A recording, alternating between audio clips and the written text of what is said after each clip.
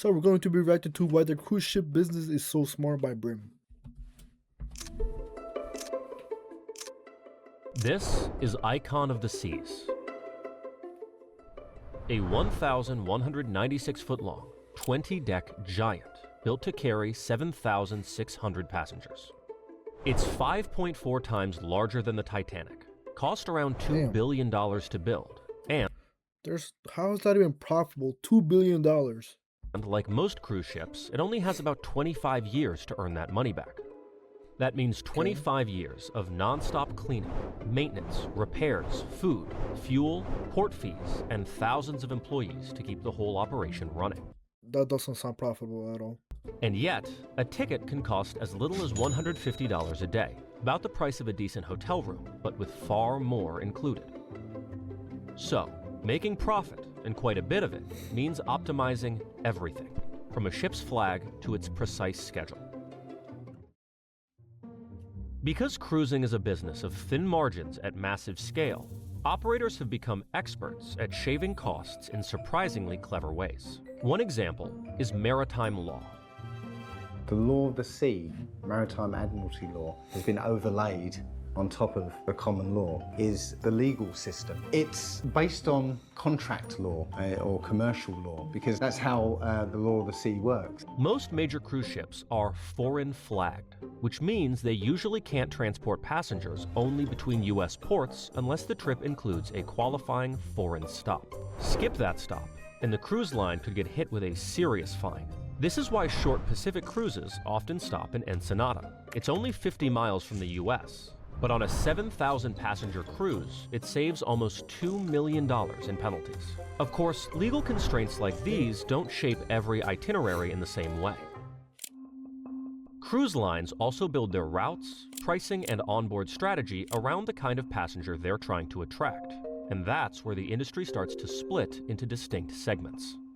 Cruises can be long or short, domestic or international, but most fall into three basic categories. Mainstream cruise lines are built for scale. They sell huge numbers of tickets at relatively low prices, sometimes so low that the fare alone barely covers the cost of the trip. The average ticket might sell for around $1,500, but once you factor in food, fuel, wages, marketing, and everything else it takes to run a floating city, the real cost can be even higher. That means the real business model kicks in after the purchase of the ticket. If every passenger boarded and never spent another dollar, many mainstream cruise lines would be in serious trouble. Because once you're on the ship, you're a captive audience. The average passenger spends another $100 to $125 per day on board, on drinks, specialty dining, Wi-Fi, spas, and so on. Don't most of the cruises include Wi-Fi and drinks? I mean that has to be an extra package. That makes sense, but I thought most of them came included when you purchase a ticket. When your alternatives are basically buy it here or go without, the cruise line has a pretty strong advantage. Of course, that number varies by cruise line. Luxury passengers tend to spend more overall, while mass market passengers often spend less per person but make up for it in sheer volume. Casinos, spas, shopping, and drinks are where cruise lines make some of their best margins, which is exactly why bringing your own on board is usually restricted. And because every passenger has to move through the ship every day, cruise lines design the layout to maximize temptation. The path from your cabin to the dining room often runs straight past lounges, bars, shops, and casinos. Premium cruise lines work differently. Instead, whoever came up with the idea to add a casino inside of the cruise, amazing idea. Instead of relying as heavily on onboard upsells, they make more of their money up front. Higher fares buy a quieter, more refined experience. Fewer crowds, fewer kids, and often more time in port.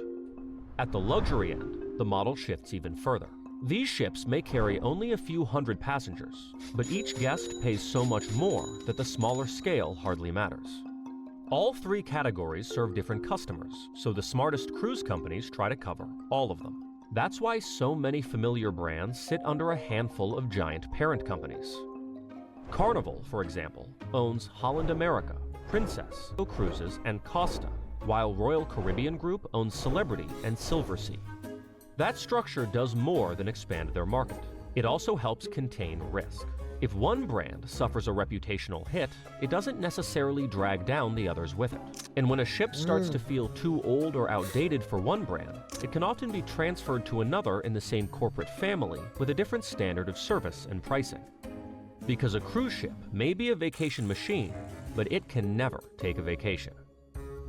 Demand shifts with the seasons. From November to April, Americans fleeing the cold fill ships bound for the Caribbean. But keeping an oversized fleet there year-round would be expensive, and moving empty ships across oceans would be even worse. So, cruise lines found a better solution. They sell the move itself. When ships leave the Caribbean for Europe each spring, cruise lines offer repositioning cruises, often one-way, 2-week trips from places like Florida to Amsterdam. It's a simple idea. Instead of sailing empty, the ship keeps earning the whole way. And the moment one cruise ends, the next one begins. Turnaround day is a logistical miracle. In less than half a day, over 7,000 passengers leave the ship. It has to be cleaned, restocked, and reset as if nothing ever happened. The clock starts the second the ship docks in the early morning. Normally about 5 full trailers of fruit and vegetables, another 2 trucks with local goods, and a couple of small ones. So about 80 to 100 tons today. While passengers are still asleep, their luggage is already being hauled ashore. At the same time, trash is offloaded, crew rotations begin, fuel is pumped on board, and food and supplies are loaded in. We're talking about 70,000 eggs, 3,000 gallons of soda, and 15,000 pounds of potatoes. Yo, this sounds like a massive headache to have to like deal with. Imagine being like the manager that has to deal with all of this. There has to be like at least like 20 managers at the bare minimum to try to like keep this in check, but still it just sounds horrible because you have like such a small timeline for you to do this. By around 10:30, the passengers are gone. Then, hundreds of housekeepers move through the ship, racing to clean all 3,000 cabins before the next wave arrives. On top of that, there's paperwork to file, maintenance to finish, towels to fold, and lunch to prepare. And by 1 p.m., the new passengers start boarding. By 5 o'clock, the ship is gone again, whether you make it on board or not. Because the faster a ship reaches international waters, the faster the real money starts flowing. Casinos are already highly profitable. I remember hearing that if your cruise sleeps at 2, you have to be there like at least like 1:30 for you to make it on board because as soon as 2 o'clock hits, they're gone. Those cruises wait for absolutely nobody. At sea, with looser rules and a captive audience, they can be even more lucrative. Another moneymaker is balconies and suites. Those cabins are so profitable that some ships even sell interior rooms with virtual balconies, floor-to-ceiling screens designed to mimic the view. Meanwhile, the least desirable space on the lower decks is reserved for the crew. On many ships, there's about 1 crew member for every 2 passengers, but guests rarely see them off duty. They work long contracts, often 3 to 12 months at a time, and spend most of their lives in crew-only areas. And that system is possible in part because cruise ships can register in whichever country has labor laws that best fit the business. Most ships sail under flags of convenience, usually countries like Panama or Liberia, which can save cruise lines millions in labor costs. That's why the crew might include a Filipino waiter or an Indonesian housekeeper, but rarely an expensive American worker. And that, in the end, is the business of cruising. Not just selling If you think about it, you can't really hire an American worker for cruises because then it just does not become profitable at all. Like you're gonna be losing so much money on salaries. So I guess yeah, it does make sense to hire people from like Liberia. Because then again, like it's giving people from like lower income countries a job regardless. So a win's a win. And also I doubt that Americans would like to be 3 to 12 months on a cruise. vacations, but engineering a floating economy where every hallway, port stop, buffet line, and deck chair is designed to earn its keep. A cruise ship looks like leisure. Behind the scenes, it's a machine for squeezing profit out of every square foot, every hour, and every passenger.